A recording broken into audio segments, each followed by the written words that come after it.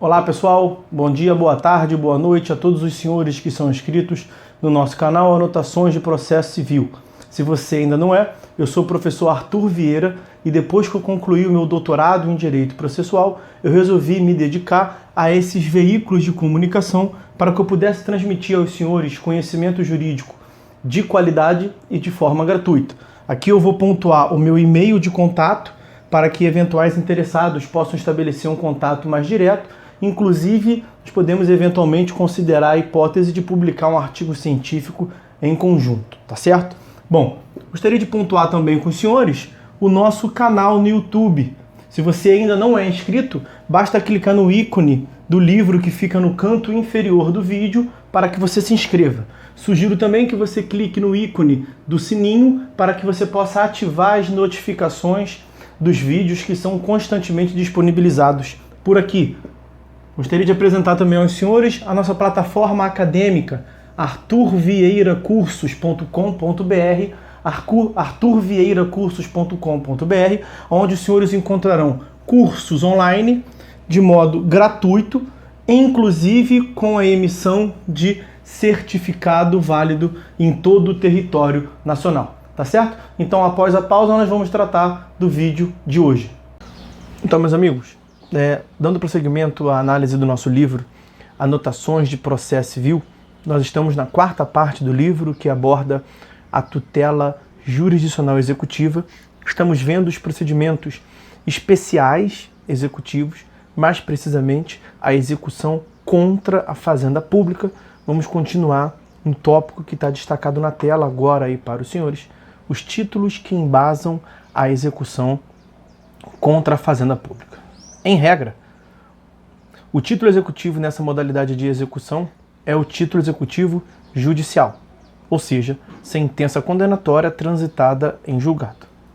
Aliás, o artigo 100, no seu caput da Constituição Federal, expressamente menciona, aspas, os pagamentos devidos pela fazenda pública, federal, estadual ou municipal, em virtude de sentença judiciária.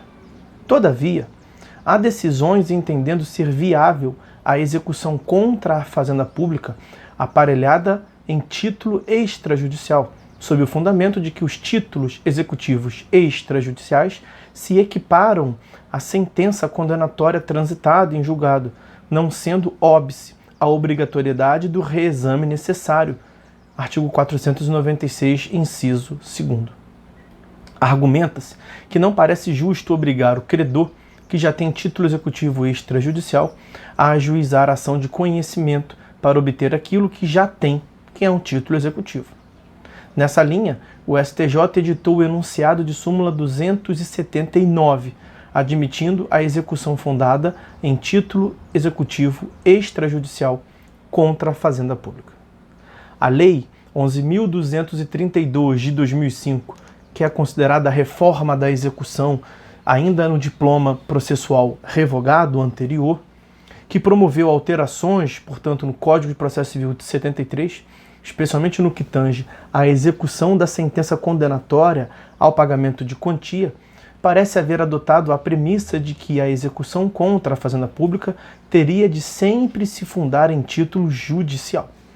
É que ao instituir uma disciplina própria para os embargos à execução contra a fazenda pública, mediante a alteração que fez ao artigo 741 e seguintes do Código de 73, essa lei limitou as matérias arguíveis em tais embargos àquelas que tradicionalmente podem ser opostas aos títulos judiciais.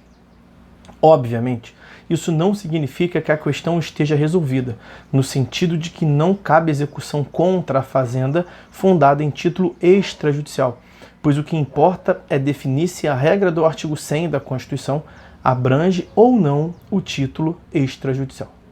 Assim, e caso se repute caber a execução de título executivo extrajudicial contra a fazenda pública, será possível, nessa hipótese, veicular nos embargos qualquer matéria de defesa, e não apenas as do artigo 741. O Código de Processo Civil de 2015 adota expressamente a tese de que é possível, contra a fazenda pública, a execução por quantia certa fundada tanto em título executivo judicial, artigos 534 e 535, quanto título executivo extrajudicial, artigo 910. Vamos agora dar início à análise do procedimento da execução em face da Fazenda Pública. O credor que tiver esta condição reconhecida no título executivo proporá a execução através de petição escrita.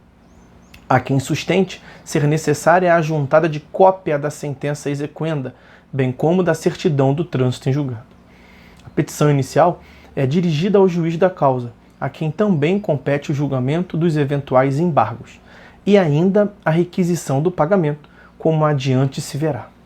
Também na execução contra a Fazenda Pública incide a regra segundo a qual, se a determinação do valor da condenação depender apenas de cálculo aritmético, a petição inicial deve conter a memória discriminada e a atualização do cálculo, visto que não existe mais a modalidade de liquidação de sentença por cálculos do contador.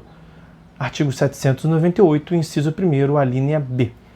Recebida a petição inicial, podendo ocorrer a determinação de emenda, pois sempre compete ao juiz verificar a regularidade processual, será determinada a citação da Fazenda Pública. A citação é sempre ato indispensável ao processo.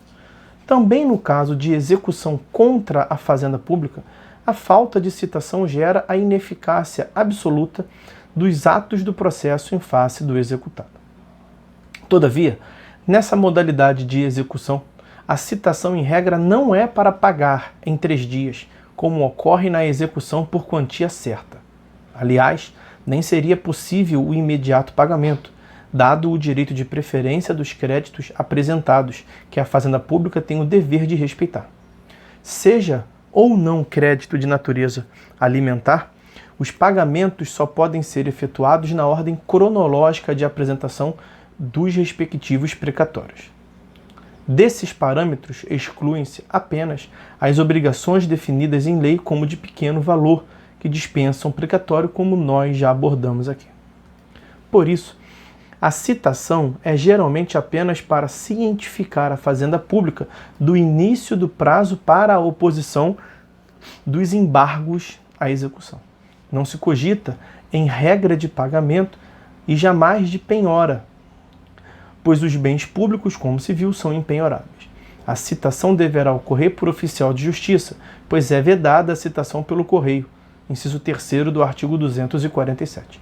Mesmo quando a execução fundar-se em título judicial, o remédio utilizável pela Fazenda será sempre os embargos.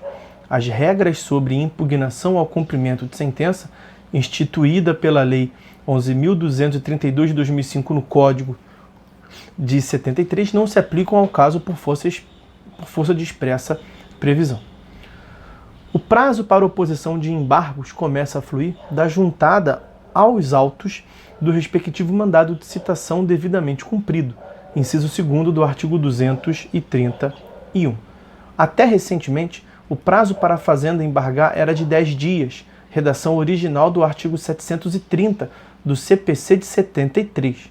No entanto, através de medidas provisórias sucessivamente reeditadas, e até o momento não convertida em lei nem rejeitada, lembre-se que o material foi redigido, ele foi editado no período de transição entre o Código de 73 e o Código de 2015. Adiante vem a complementação sobre o Código de 2015. O Executivo estendeu esse prazo para 30 dias. E aí tem a referência, artigo 1º-B, incluído na Lei 9494 de 97, através das sucessivas reedições da medida provisória 1984, atual 2180, de /35, 35ª reedição de 2001.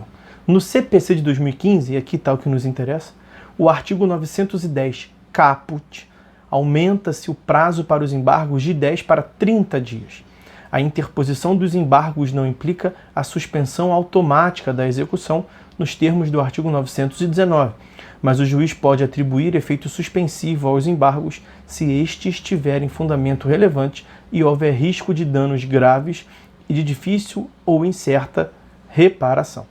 Parágrafo 1º do artigo 917.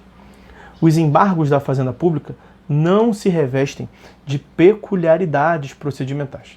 A diferença residiria em que a sentença que os rejeitasse ou o julgasse improcedente estaria, em regra, sujeita ao reexame necessário pela leitura combinada, pela leitura dos incisos, do inciso 1º e dos parágrafos 3º e 4º do artigo 496.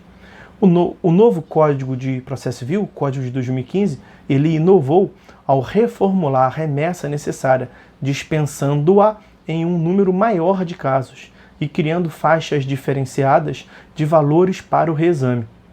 No entanto, existem decisões do STJ descartando o reexame necessário nesse caso. A questão ainda é controvertida.